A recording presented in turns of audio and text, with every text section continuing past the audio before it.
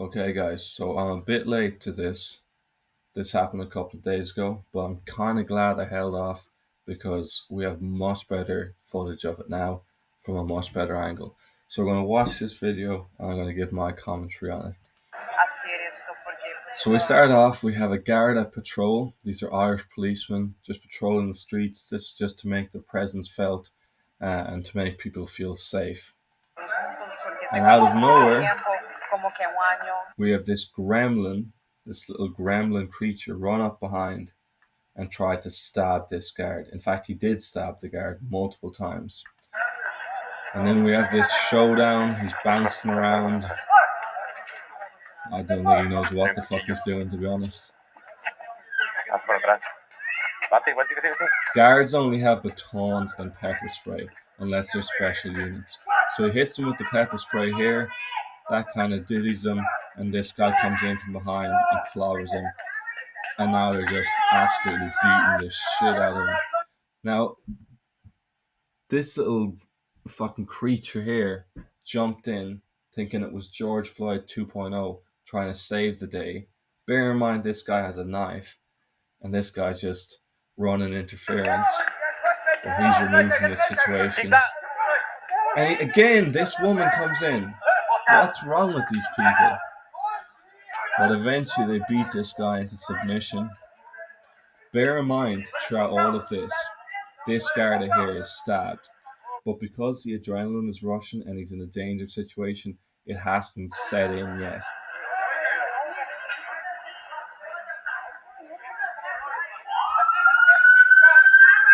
Now, I was impressed by the response time. Within a minute, you have undercover units coming in. I don't know if this is a dangerous part of Dublin or if this is just normal in Dublin now where you have police everywhere because these incidents are so common.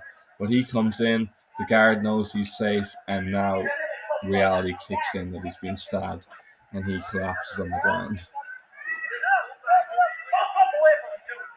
And again, this woman is interfering. Like, what the fuck is wrong? Bro, is everyone just crazy nowadays? What the fuck is wrong with these people?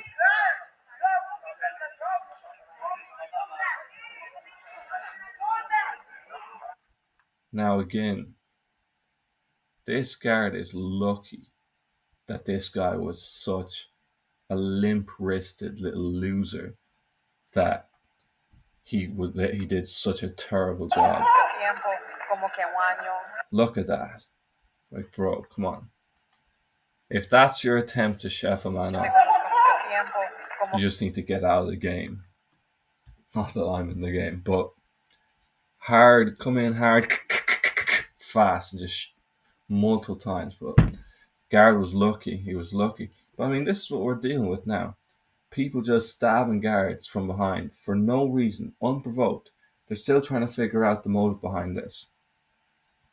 And like, if even 5 years ago, but 10, 15, 20 years ago, crimes like this were unheard of.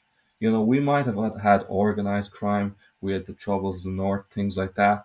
But these random attacks where you'd have people just for no apparent reason stabbing people or, you know, now robbing people or just generally committing random crimes to the point where you're walking down the street and you don't know what's going to happen. You could be the victim of this, you know? At least with organized crime, it's generally the players who choose to get involved in that game that are the victims of each other's rivalries, gang rivalries, whatever you want to call it. But now we're looking at kind of what we've been seeing in the UK, where it's just random, where you can just be coming home from work after paying your taxes, and then you have this guy, second generation immigrant, unemployed, so your taxes are paying his dole. Your taxes are paying for him to be walking around, loitering around the streets with a knife. You're walking home from work, and next thing he comes out and tries to stab you. In a lot of cases, these guys are successful. And these incidents, these attacks, they're becoming more and more common in Ireland, and they've been a common thing in the entirety of Europe for a long time. Like, guys, we have to ask ourselves, why do we have to have at Christmas markets these barriers of peace now because people are driving cars into Christmas markets? You know, why are there all these stabbings? Why is there this rapid increase in stabbings, murders, rape, all these different crimes across all these different European countries? And we know the reason why. We know what's changed and we know what's causing it. Now, this guy, he's a second generation immigrant. So whenever an incident like this happens, the system does two things. It tries to control the information and the narrative. So that's why the Garda commissioner, he comes out and he says, oh, there's a lot of disinformation and misinformation being spread. You should rely on reliable sources, aka the RTE, which is just absolute propaganda, narrative control. And they do everything they can to kind of avoid telling you that this is a non ethnically Irish person. I saw one news article say, a man born in Ireland, you know? Anything to kind of get around that issue. Because if they're constantly posting, a non-Irish person did this, a non-Irish person did that, and people are seeing the pattern, it's going to cause anger. That's going to lead to protests. That's going to lead to riots. That's going to lead to issues. So the first thing is information control. They want to control the information, control the narrative, um, shut down people who are speaking out against it and getting to the core of the issue. But again, they never offer solutions to the actual core of the issue, to why is this happening? Why are we seeing the increase in these instances? They never offer a solution. They just try to control the information. They try to keep you moving along and ignoring it. Ultimately, they don't care that this guy was stabbed. They don't care if children are stabbed. They don't care if people are killed. As long as they maintain power and maintain control and are able to continue their agenda, they don't really care. So they control the information to keep that just churning along. And then now the second thing that we're going to see, and you see people crying for this, oh, we need more guards. Oh, guards need more weapons. They need guns.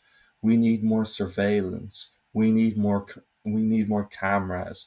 All these different things. So that's pushing us in the direction of the UK, but really America as well, where we have this militarized police force that's running around with guns. They're super on edge because they're seeing their Garda friends getting stabbed. They're seeing these random instances. They're dealing with people now where they don't know what's going to happen. It's unpredictable. Is this guy a guy who's going to be pulling out a knife with no motive and trying to stab me? So you're going to have militarized guards wandering around on edge. They're going to be dealing with these people more and more. So that's going to mean the guards are going to be more aggressive, more on edge, less patient.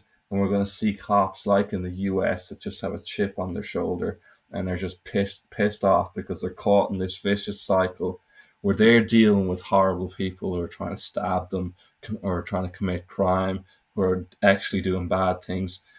Then they're in a bad mood and they treat normal people uh, really horribly. They're really rude. And then that makes normal people hate them. And then also, they're not addressing the core issues because they lack control. It's ultimately the politicians that have to make those decisions.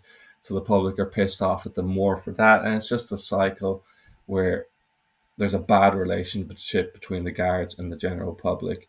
And we're going to have more surveillance. Apps are going to be monitored, messaging is going to be monitored, and we're headed towards a police state with these kind of things. And that's not what we want. Ireland is a chill country.